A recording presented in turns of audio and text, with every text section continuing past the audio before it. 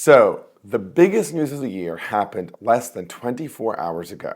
President Joe Biden announced he will not seek re-election, even though he ran largely unopposed for the Democratic primary. So, immediately after this announcement, he endorsed Vice President Kamala Harris for the presidency. And it's 10 a.m. the next day, and already we are seeing overwhelming support on the Democratic side for Harris. What's happening here? Are people just falling in line? Is this some kind of miraculous event because people are afraid that Donald Trump might win the election? It'd be easy to think that's the case, but I think that analysis would be wrong.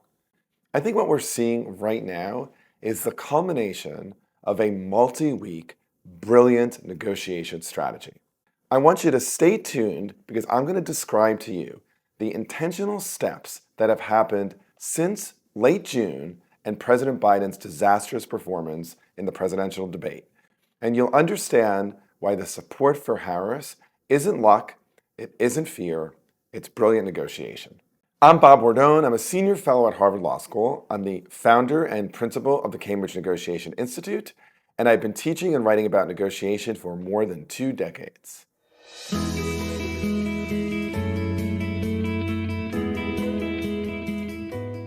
Here we are, 10 a.m. on the Monday after President Biden leaves the election. Everyone seems to be falling in line behind Kamala Harris. What's going on here? Now, I realize there's a danger about doing an analysis so soon after the event, but I'm going to take my best crack at what is happening here. I appreciate a lot can change between now and August 19th when the Democratic National Convention happens. But let's do this Monday morning analysis. Let's go, let's go, let's go, let's go, let's go. So let me start by saying the people within the Democratic Party aren't suddenly becoming zombies. They aren't somehow falling in line just to get behind their vice president. The reality is there are plenty of ginormous egos within the Democratic Party. It's also the case that people aren't getting out of line out of fear of retribution, as seems to have been the case in the Republican Party. No, what we are seeing here is a carefully crafted negotiation and persuasion strategy. Where? Let me go through the key strategic moves that Biden and Democrats have made to set up this transition in a way that unifies the Democrats, will give legitimacy to the choice of the vice president, and that will avoid a fractious scene within the party at the convention. I also want to say this approach is useful for anyone in a complicated multi-party negotiation. So the first important step here is that every complicated negotiation has to be fought on multiple fronts. And in this case, there are at least 3 fronts that had to be taken. First, persuading the president himself to step aside. Second, persuading other would-be candidates not to get into the race. And third, persuading Democrats and the American people that the process and choice of the vice president is legitimate and worthy. So, how did this happen in this case? After the June 27th debate, it was incredibly important to make it very clear that the president and only the president alone can make this decision. A key norm in negotiation is that you need to give people autonomy or freedom to make choices.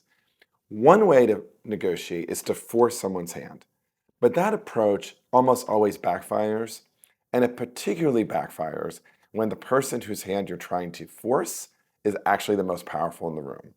And so there was a lot of time given to allow the president to come to this on his own.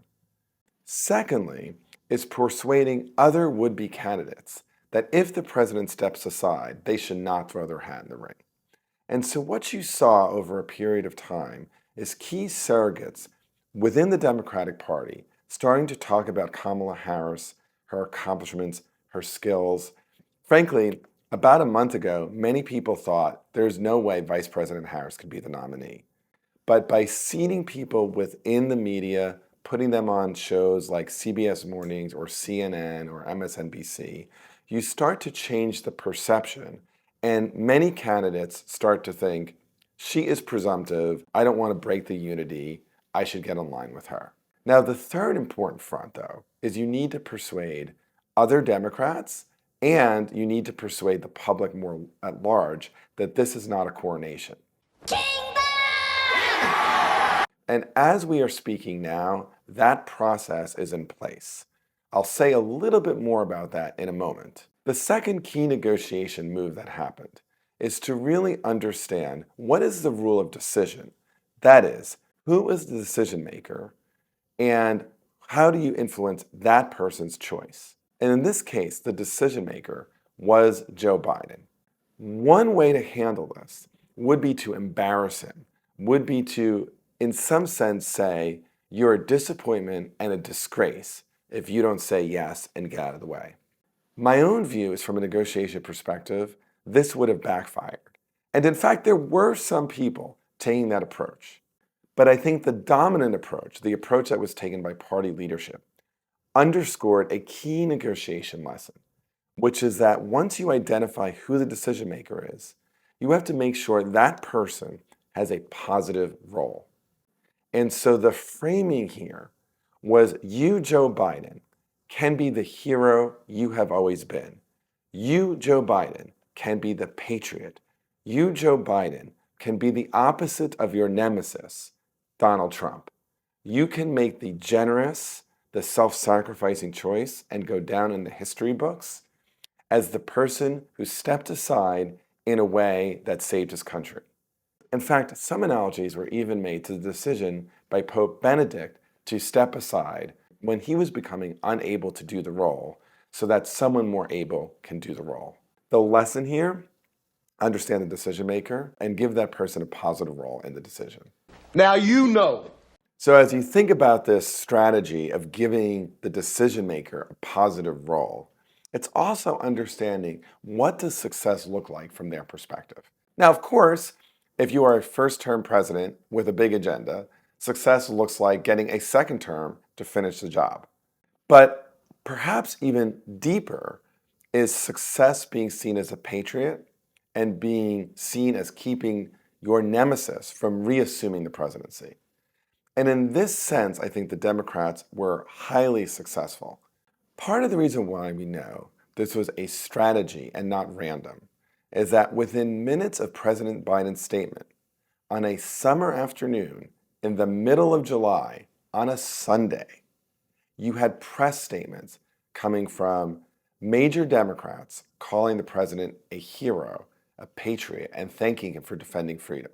This was not a surprise. Everybody was ready because everybody had been prepared. Let Biden be the one to hand off the baton. The third important negotiation lesson here is timing. Whenever you are trying to persuade someone, figuring out the right time and giving them the autonomy is the way to go.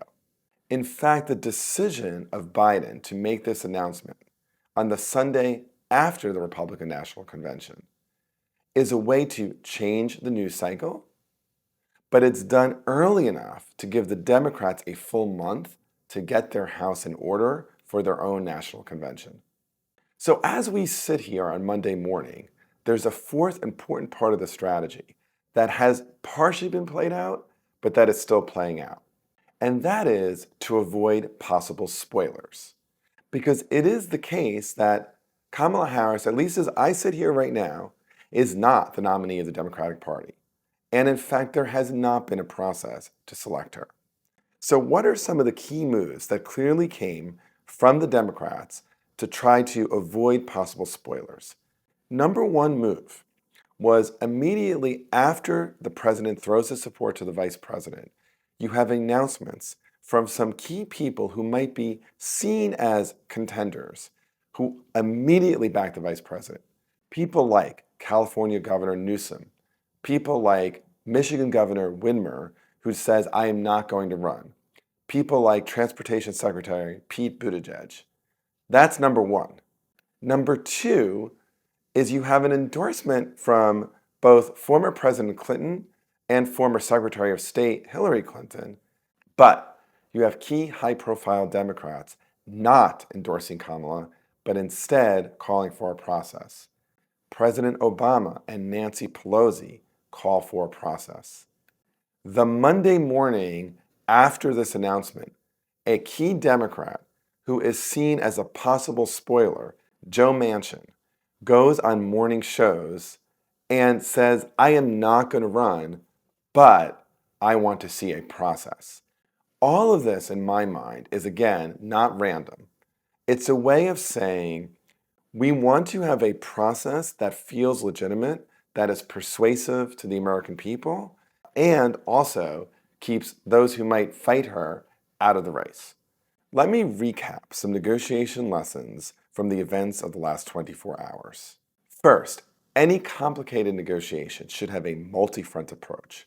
This negotiation had an approach of how to persuade the president, how to keep other Democrats out, and how to persuade the public. Second, understand who the key decision maker is and work to influence them by giving them a positive role. In this case, it was President Biden, and the role he was given potentially is patriot, save the country, save your party. Third is timing.